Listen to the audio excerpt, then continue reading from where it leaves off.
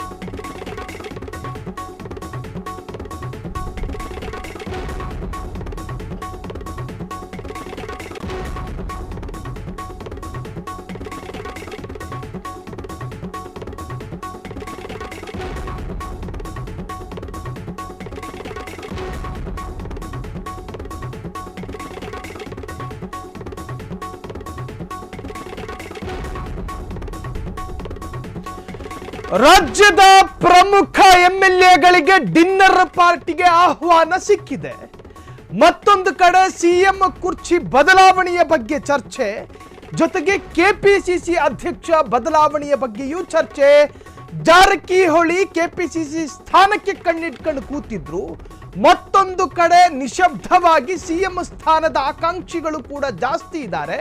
ಹಾಗಾದ್ರೆ ಈ ನಡುವೆ ಈ ಡೆವಲಪ್ಮೆಂಟ್ ನಲ್ಲಿ ಏನು ಸಂದೇಶವನ್ನ ಕೊಡ್ತಾ ಇದೆ? ಕಾಂಗ್ರೆಸ್ ಡಿನ್ನರ್ ಪಾರ್ಟಿಗಳಿಗೆ ಬಿಜೆಪಿ ಕಿಡಿಕಿಡಿ ಕೆಂಡ ಕಾರ್ತಾ ಇದೆ. ಇದು ಸಿಎಂ ಬೀಳ್ಕೊಡುಗೆ ಸಮಾರಂಭ ಎಂದ ಆರ್ ಅಶೋಕ್ ವಿಪಕ್ಷ ನಾಯಕ.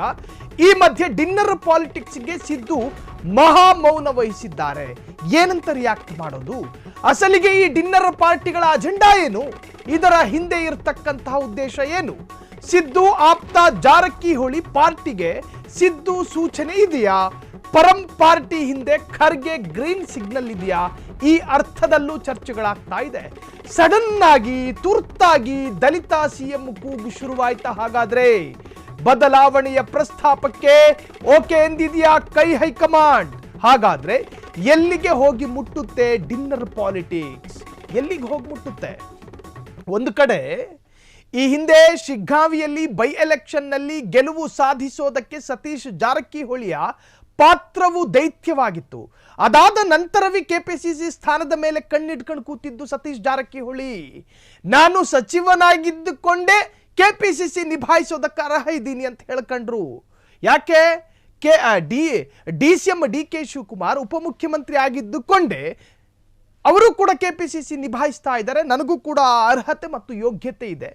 ಹಾಗಾಗಿ ಕೆಪಿಸಿಸಿ ಸ್ಥಾನದ ಮೇಲೆ ಕಣ್ಣಿಟ್ಕೊಂಡು ಕೂತ್ಕೊಂಡಿದ್ದ ಸತೀಶ್ ಜಾರಕಿಹೊಳಿ ಆ ಡೆವಲಪ್ಮೆಂಟ್ಗಳು ಹಂತ ಹಂತವಾಗಿ ಕ್ಷೀಣಿಸ್ತಾ ಇದ್ದ ಹಾಗೆ ಈಗ ಏಕಾಏಕಿ ಒಬ್ಬ ದಲಿತ ನಾಯಕ, ಒಬ್ಬ ದಲಿತ ಗೃಹ ಸಚಿವ, ರಾಜ್ಯದ 138 ಶಾಸಕರನ್ನಿಟ್ಟುಕೊಂಡ ಸುಭದ್ರ ಸರ್ಕಾರದ ಪ್ರಮುಖ ಎಂಎಲ್ಎಗಳನ್ನ ಡಿನ್ನರ್ ಪಾರ್ಟಿಗೆ ಆಹ್ವಾನಿಸ್ತಾರೆ ಅನ್ನೋದಾದ್ರೆ ಅಲ್ಲಿ ನಡೆಯಬಹುದಾದಂತಹ ಚರ್ಚೆಗಳೇನು? ಯಾಕೆ ಈ ಆತುರಾತುರದ ಡಿನ್ನರ್ ಪಾರ್ಟಿ? ಯಾಕೆ ಈ ತುರ್ತು ಡಿನ್ನರ್ ಪಾರ್ಟಿ? ಆ ಪಾರ್ಟಿಯಲ್ಲಿ ಕೆಲ ಗಂಭೀರವಾದಂಥ ವಿಚಾರ ಚರ್ಚೆಯಾಗಬಹುದಾ? ಅಲ್ಲಿ ಕೆಪಿಸಿಸಿ ಸ್ಥಾನದ ಅಧ್ಯಕ್ಷನನ್ನ ಕೆಳಗಿಳಿಸುವ ಪ್ರಯತ್ನಗಳಾಗಬಹುದಾ? ಅಥವಾ ಸಿಎಂ ಬದಲಾವಣೆ ಆದರೆ ಯಾರಾಗಬೇಕು ಸಿಎಂ ಎನ್ನುವಂಥದ್ರ ಬಗ್ಗೆ ಚರ್ಚೆಯಾಗುತ್ತಾ? ಸುದೀರ್ಘ ಮೀಟಿಂಗ್ನಲ್ಲಿ ಪ್ರಮುಖ ಕೈ ಶಾಸಕರ ಅಭಿಪ್ರಾಯಗಳು ಸಂಗ್ರಹವಾಗುತ್ತಾ? ಗೃಹ ಸಚಿವ ಡಾಕ್ಟರ್ ಜಿ ಪರಮೇಶ್ವರ್ ಆತುರಕ್ಕೆ ಬಿದ್ದು ಈ ಡಿನ್ನರ್ ಪಾರ್ಟಿಯ ವ್ಯವಸ್ಥೆ ಮಾಡಿದ್ದಾರೆ ಎನ್ನಲಾದಂತಹ ಈ ವಿಚಾರದಲ್ಲಿ ಏನಾದರೂ ಅಜೆಂಡಾಗಳು ಒಳಗೊಂಡಿರಬಹುದಾ? ಒಂದು ವೇಳೆ ಮುಡಾ ಹಗರಣದ ವಿಚಾರದಲ್ಲೇ ಸಿಎಂ ಸ್ಥಾನಕ್ಕೆ ರಾಜೀನಾಮೆ ಕೊಡಬಹುದಾದ ಸಂದಿಗ್ಧ ಸ್ಥಿತಿಗೆ ಸಿದ್ದರಾಮಯ್ಯನವರು ಬಂದಿಳಿದ್ರೆ ಏನಾಗಬಹುದು? ಆ ಸ್ಥಾನಕ್ಕೆ ಯಾರಾಗಬೇಕು? ಕೆಪಿಸಿಸಿ ಅಧ್ಯಕ್ಷ ಸ್ಥಾನಕ್ಕೆ ಮತ್ತಿನ್ಯಾರಾಗಬೇಕು?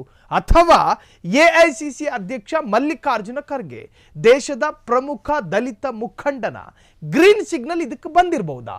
ಜಿ ಪರಮೇಶ್ವರಿಗೆ ಯಾರ ಸೂಚನೆ ಬಂದಿದೆ ಮತ್ತು ಯಾರ ಇನ್ಸ್ಟ್ರಕ್ಷನ್ ಬಂದಿದೆ ಅಥವಾ ಯಾರು ಗ್ರೀನ್ ಸಿಗ್ನಲ್ ಕೊಟ್ಟಿದ್ದಾರೆ?